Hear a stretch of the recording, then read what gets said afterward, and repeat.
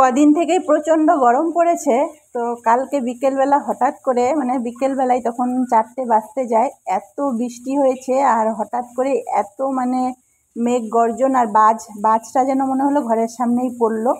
তো বাজ পড়ার পরেও কিন্তু কারেন্টটা এসেছিল। তারপরে রাত্রের দিকে কি হলো, রাত্রের দিকে এমন লো ভোল্টেজ হয়ে গেল যে আর কারেন্টই আসলো না। আর কালকে ছিল হাটবার, বাজারে গিয়েছিলাম, একটু বেশি করে মাছ নিয়ে এসেছি, যেন আবার শনিবারে আমি হাট যাব। তো মিডিলে আমি যেন কদিন যেন আমার চলে সেই হিসাবেই মাছটা নিয়ে এসেছি। তো কারেন্ট না থাকার জন্য মাছের গায়ে যতটা বরফ জমেছিল সব বরফ গলে গেছে। তো একে যদি এতবেলা না ভাজা করি বিকেল অবধি এ থাকবে না, নষ্ট হয়ে যাবে।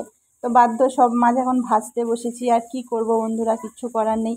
যেরকম ভাবি সেরকম কখনোই হয় না, একটা ভাবি একটা হয়ে যায়। তো বাধ্য, এত মাছ তো খাওয়াও যাবে না। আর এমনিতেও কালকে আবার সোমবার নিরামিষ। তো আমি ভেবেছি আজকে ইলিশ মাছটা ভাপা করব। কালকে তো তোমাদেরকে দেখিয়েছিলাম ইলিশ মাছ এনেছি, ইলিশ মাছটা রান্না করিনি কেন, কালকে নিরামিষ আমার ছিল।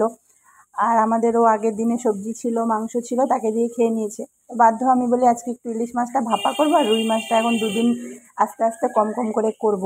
তো কিচ্ছু করার নেই, ভাজা করছি। এখন যদি বিকেলে কারেন্ট আসে মাছটা ভাজা করে টিফিন করে ফ্রাই করে ফ্রিজে রেখে দেবো। আর যদি না আসে তাহলে বাধ্য ওকে এখন কি করা যায় দেখা যাক। কি বলবো, একদম কারেন্ট কালকে সারা রাত্রি বৃষ্টির পরেও এত গরম, আমরা থাকতে পারছি না, কি বলবো। আর লো ভোল্টেজ হলে এই একটা প্রবলেম, লো ভোল্টেজ হলে কারেন্ট ফট করে যায় না, প্রচুর প্রবলেম।